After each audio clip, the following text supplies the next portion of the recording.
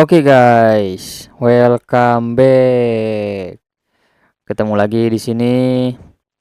Seperti biasa, di video kali ini saya bakal ngebahas breakdown setup. Oke, tanpa berbasa-basi, langsung aja kita masuk ke chartnya. Let's go. Oke, di sini kita udah masuk di chartnya. Jadi breakdown setupnya itu di pair USD JPY di trade saya di minggu kemarin ya. Jadi di minggu kemarin sebenarnya saya ada beberapa trade ya. Dan di hari ini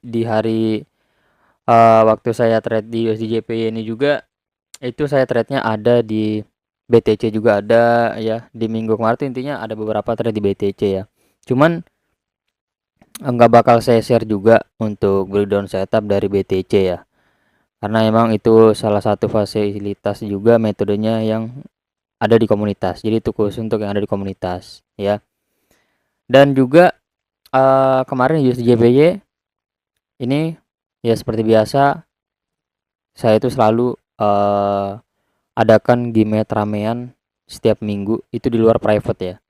Jadi setiap yang baru masuk itu pasti saya private dulu ya, dan itu juga yang masuk private udah bisa ngikut untuk gimet ramean juga ya. Jadi setiap minggu itu gimet ramean kita bikin outlook bareng, dan di situ ya aku kasih lihat aja nih untuk before dari outlook USD JPY, dan ini untuk afternya ya. Sengaja saya sensor untuk penjelasan dari outlooknya karena itu salah satu fasilitas juga untuk yang ada di komunitas ya. Jadi sorry banget nih, bukan saya nggak mau share ya, karena juga kalau dari ilmu saya juga udah nge-share ilmu di sini ya.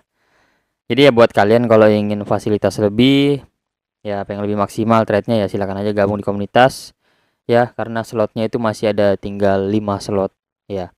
Kemarin kan saya open 10 slot, jadi saat ini tinggal 5 slot. 5 slot ini habis, saya itu udah nggak open lagi yang di bawah 1 juta ya. Jadi harga itu udah mahal ya, masuk bulan depan atau lebaran ya. Saya udah nggak open lagi yang murah ya. Jadi buat kalian yang mau masuk, manfaatin situasi ini mumpung saya lagi ada promo ya, silahkan. Tapi kalau nggak mau juga ya nggak apa-apa, nggak ada paksaan juga ya. Saya juga tidak pernah memaksa untuk kalian masuk ke tempat saya ya. Hanya buat kalian aja yang mau belajar ya. Kalau mau belajar ya silahkan masuk, kalau enggak ya nggak perlu ya.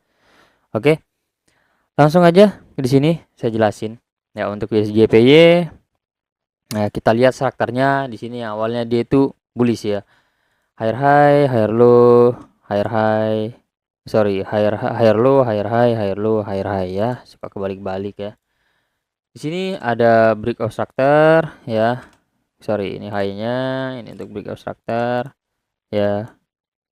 Higher high, higher low, higher high ya. Break of structure, dan di sini ada perubahan tren ya, atau MSS atau change of character lah, apa itu sama aja ya. Kita pakai di sini sebagai MSS-nya MSS ya, perubahan tren ya. Sebenarnya saya juga tidak bisa langsung mengambil keputusan seperti itu langsung MSS, apa ya, bisa aja itu inducement ya kan. Tapi cara mengidentifikasinya seperti apa, saya buka dulu di high time frame-nya ya. Karena di sini posisinya dia 1 ya, saya harus naikin lagi high time frame-nya, naikinnya ke H4 ya. Saya lihat di H4 ini sebenarnya dia strukturnya cenderungnya apa sih, bearish atau bullish. Oke, saya melihat di sini struktur cenderung bearish untuk eksternal ya. Karena kalau dari internal ya emang dia bullish, dia baru aja ngebut yang namanya market structure shift untuk bullish ya. Ini internal ya, ini internal nih.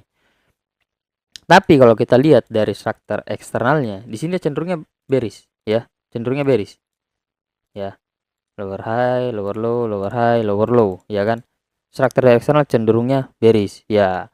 Kita tetap fokus dari struktur yang ada di high time frame. Oke, struktur di H4 nih cenderungnya bearish. Ya udah deh, dia satu sih bisa mungkin strukturnya bearish juga ya. Kalau bullish saya nggak mau entry gitu aja ya kan. Dan juga kalau misalnya terjadi MSS atau perubahan tren jadi bearish di H1, saya perlu ngelihat di high time frame-nya apa yang terjadi seperti itu ya. Jadi kita jangan sampai, atau contoh misal dia 15 ya, dia 15 kita langsung ikutin struktur aja, struktur bullish ya udah ikut bullish, tapi kita nggak tahu biasanya ini apa.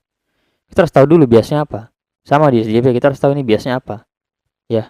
Kalau di sini dia awalnya bullish terus ada lower high yang di break, bisa aja nih inducement bukan MSS, bisa aja ya. Tapi kita udah tahu biasnya di sini apa, ya kita bisa mengidentifikasi bahwa di sini adanya perubahan tren MSS untuk di karakter H1.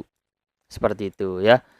Ya mungkin dari Outlook before tadi mungkin kamu udah ada lihat gambaran dikit ya. Emang seperti itu saya selalu update juga untuk Outlook di grup ya. Oke, jadi yang kalian lihat bisa lihat di sini ada ya bentuk yang namanya order block ya kan. Bentuk ada namanya order block di sini. Nah, tapi di sini ya kalau kita lihat emang dia awalnya itu kebentuk nama MSS ya kan. Harga itu pasti turun ya. Kita lihat di sini dia ngebuat di sini kan lower high-nya, di sini kan ngebuat lower low. Kita akan berekspektasi dia akan ngebuat yang namanya lower high, pullback. Tapi kemana nih? Ya, di sini saya melihat adanya order block dan di sini banyak banget zona nih. Kalau kalian lihat di sini banyak banget zonanya. Ya, ada order block, ada fair value gap, ada fair value gap. Wah, banyak banget nih, ya kan? Nah, tapi di sini saya trade-nya tidak agresif entry di sini. Saya konfirmasi. Karena apa? Yang ditakutkan adalah jika semisal harga naik seperti ini, ya kan? Naik seperti ini. Habis itu dia turun dikit terus dia naik ke zona yang atas. Nah, kalau kita agresif otomatis kita bakal SL. Kalau kita agresif entry di zona ini. Ya, secara tidak langsung pasti kita langsung SL tuh. Ya karena harga cenderung naik. Naiknya kemana? Kemana? Karena dia ke sini. Ada zona di sini. Gitu ya. Nah, jadi di sini tuh saya ngambilnya konfirmasi entry ya. Kenapa saya konfirmasi entry? Itu yang saya bilang tadi. Sangat beresiko karena di atas tuh ada zona fresh juga masalahnya. Jadi kalau misalnya saya konfirmasi entry di sini, di low time frame semisal tidak ada konfirmasi, tidak ada kebentukan namanya perubahan tren ya. Misal nih, di high time frame harga kayak gini, naik. Otomatis pasti di low time frame tidak ada yang namanya perubahan tren. Ya kan, tidak ada konfirmasi. Otomatis saya tidak bakal entry tuh. Itu kan lebih aman dibanding saya agresif. Kalau agresif otomatis saya udah sebelum harga naik ini pending order saya udah di sini dong. SL saya di sini. Ya kan, entah mungkin TP di swing low-nya seperti ini. Ya kan. Kecuali misal kalian tipikalnya trade-nya seperti ini ya. Kalian ambil di atas sayanya. Cuman saya nggak nyaman trade seperti ini. SL-nya gede banget. Otomatis TP yang saya targetin harus gede juga. Ya, saya nggak nyaman trade seperti itu. Ya. Oke. Mungkin segitu aja untuk penjelasannya. Mungkin kita bisa langsung lanjut aja.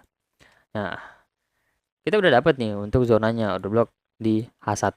Oke, saya berekspektasi bahwa harga akan lihat internalnya di sini lower low, lower high, lower low, lower high ya.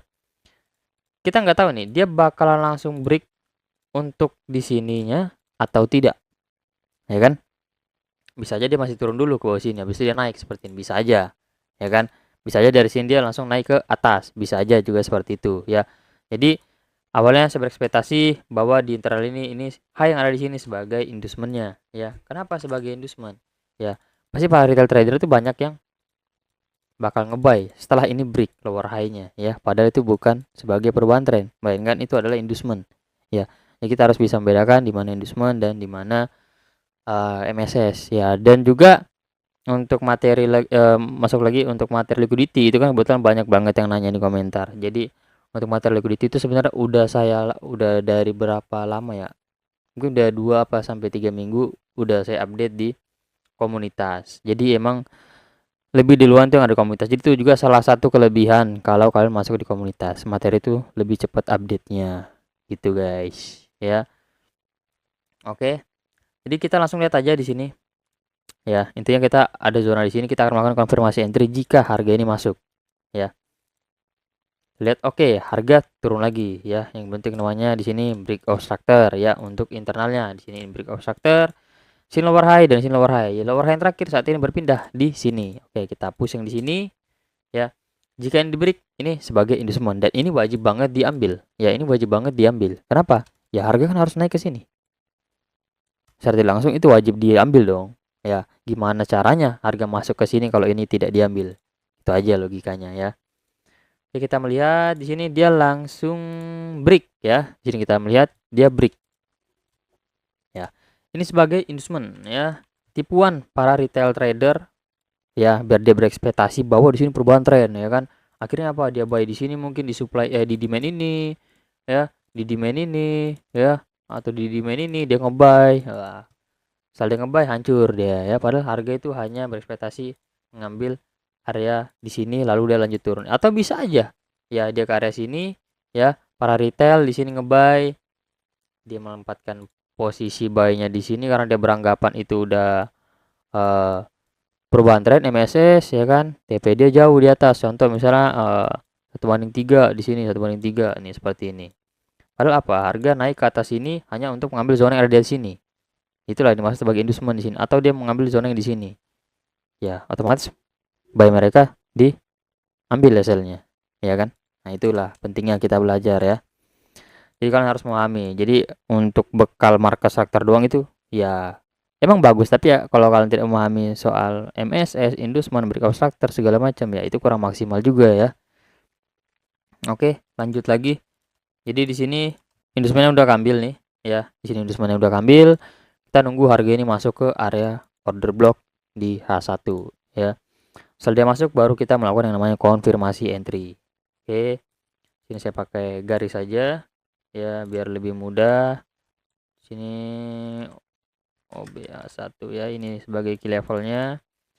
Kita bisa langsung nunggu di M3 aja. Ya boleh di M3, boleh di H1 atau di weekly sekalian, ada bebas kalian sih ya. Intinya sih harga masuk baru kita konfirmasi ya. Bebas kalau mau nunggu di time frame manapun. Intinya harga itu masuk kalian udah harus di standby di low time frame ya. Di low time frame pun bebas kan makanya di mana. Kalau saya pribadi sih lebih seringnya pakai di M3 ya. Oke, kita nunggu harga nih masuk ke order block H1 ya, kita nunggu. Dan juga konfirmasi itu ada rulesnya guys ya. Jadi nggak asal. Oke, di sini dia masuk nih ya. Masuk nih. Nge-tap di sini harga masuk ya. Jadi tahap yang awal kita melakukan konfirmasi entry itu kita harus menentukan di mana adanya zona ya kan. Setelah kita menentukan adanya zona, oke, kita menunggu harga masuk zona. Setelah harga masuk zona, kita menentukan strukturnya. Jadi ada tahapannya. Setelah kita menentukan market strukturnya, kita menunggu adanya perubahan tren. Setelah kita menunggu adanya perubahan tren, kita mencari zona entry. Nah, gitu ya. Jadi ada rulesnya, ada tahapannya untuk melakukan yang namanya konfirmasi entry ini. Jadi nggak asal ya.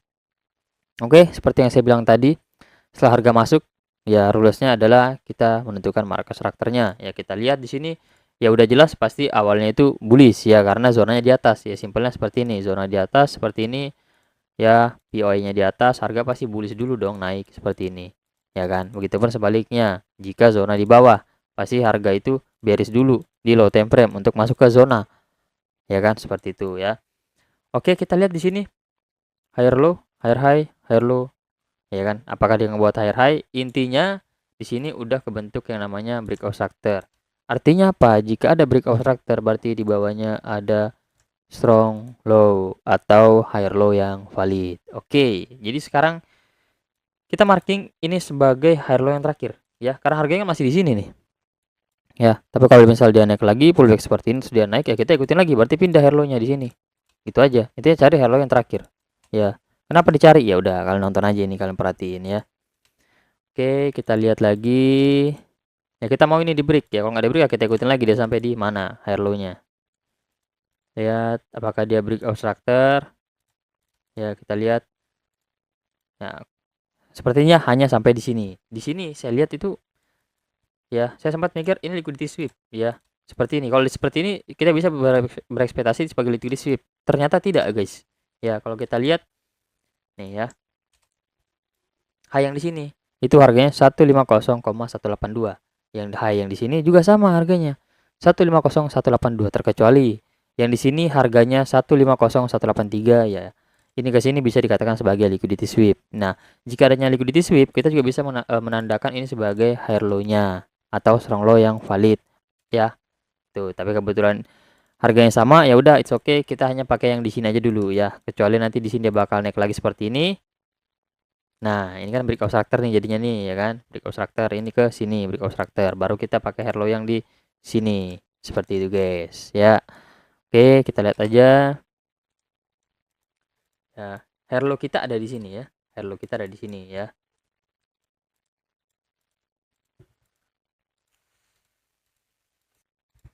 Oke, di break. Ya. Di break kita berekspektasi atau kita beranggapan ini sebagai konfirmasinya yaitu MSS adanya perubahan tren ya. Setelah harga ini masuk di POI di high time frame-nya. POI-nya apa? Di order block H1. Dia masuk ke sini Ya, ingat rulesnya tadi. Harga masuk zona, tentukan struktur. Setelah tentukan struktur, tunggu adanya perubahan tren. Oke, kita udah masuk di tahapan adanya perubahan tren. Selanjutnya, nextnya, cari zona entry. Ini adalah tahapan yang terakhir, ya. Oke, saya melihat di sini adanya order block, ya. Ini order block, ya, bukan supply, guys, ya. Supply demand order block itu berbeda, ya. Jadi kalau menurut kalian itu masih sama, ya saran saya mending belajar lagi, ya. Nah, di sini ada break obstructor dan dia punya fair value gap. Nah, di sini ada order block, ya. Tapi di sini, ya, di sini saya tidak entry di order blocknya, guys. Tapi melainkan saya entry di EVG-nya. Jadi saya entry di EVG ini seperti ini, ya. Saya ubah warnanya. Nih, saya entry di EVG seperti ini. Asal tetap di atas sih order block seperti ini, ya. Sorry. Jadi SL itu aku taruh di atas high-nya, ya. Jadi ada alasannya. Kenapa Bang kok di atas high-nya? Nah, gini. Kecuali semisal di sini itu liquidity sweep seperti ini. Ada liquidity sweep seperti ini. Nah, saya itu berani taruh SL di atas order block yang ini. Yang ini, saya berani. Ya, kenapa? Karena nggak ada, kalau misal di sebelumnya itu udah mengambil yang namanya liquidity sweep, ya nextnya itu kalau misal ada zona, pasti harga itu lebih respect di zonanya. Seperti ini. Maksudnya dalam artian dia nggak akan ngambil lagi yang namanya liquidity ke atas. Jadi nggak perlu takut untuk naruh SL di atas ini. Tapi kebetulan di sini kan yang tadi saya bilang harganya kan sama nih. Kalau kalian lihat tadi yang di sini 150 182, di sini pun high-nya 150 182. Ya, jadi agak beresiko, takutnya dia naik ke atas ini ngambil liquidity, ya nanti kita kena SL. Jadi SL-nya saya taruh di last high-nya, saya lebihin 5 poin, ya. 78, 9, sorry. 78, 9, 80, 81, 82, 83, ya 83 di sini, ya. TP-nya di sini saya ambil di 1/4, ya. Nah, kalau kalian lihat kan, misalnya kalau kalian mau nempatin TP, udah ada liquidity di sini, udah tempatin di sini, nyampe enggak gitu kan. Kalau nggak nyampe, bagi kalian yang udah cari di bawahnya. Nih misal di sini, ya sini, ataupun di low eksternalnya di sini, ya ini bisa juga, ya karena ini kan bearish kan. Cuman ya saya sih yang realistis aja, ya. Jadi saya ngambil dari order block M15, saya buka di M15, saya lihat di M15 ada order block. Nah, di sini ada order block kan, sini ada order block bullish nih. Saya ambil TP di sini, ya. Tapi saya nggak pasin di sini karena ini kelebihan 4,25, jadi saya pasin di 1/4. Ya udah deh, di sini aja seperti ini. Nah, ya sekitar inilah. Nah, kenapa kok saya nggak pas di sini? Karena di sini ada order block, ya. Walaupun di sini order block bullish, pasti harga itu bakal tetap ada flip dikit, lalu dia turun. Pasti, itu pasti, ya. Bukan dia malah balik, enggak, ya. Karena strukturnya pun dia bearish. Kalaupun ada zona bullish ini tetap bakal diabaikan. Ya, karena dari struktur high time frame pun dia dominannya bearish. Oke. Lanjut lagi, saya mengambil TP di sini dengan RR 1/4, ya. Kita lihat trade-nya. Ya, saya entry melalui fair value gap, ya. Kita lihat langsung aja di sini masuk, ya. Dan kebetulan tuh di sini juga dia masuk ke area order block. Ya, cuman emang saya entry bukan di order block karena di breakdown setup, ya saya menjelaskan di mana area saya entry. Ya, saya entry melalui fair value gap, bukan di order blocknya.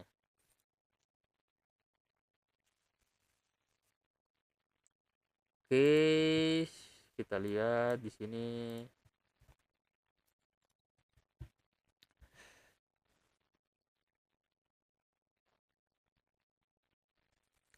Ya, di sini TP. Oke, guys. Di sini TP dan di sini dia masuk ke order block di M16 tadi. Ya, kita lihat di sini benar enggak ada flip. Ya. Di sini ada flip kan tuh. Setelah dia masuk order block ada flip. Ya, sebelum dia turun lagi. Ini bukan bukan buat dia naik ke atas, enggak.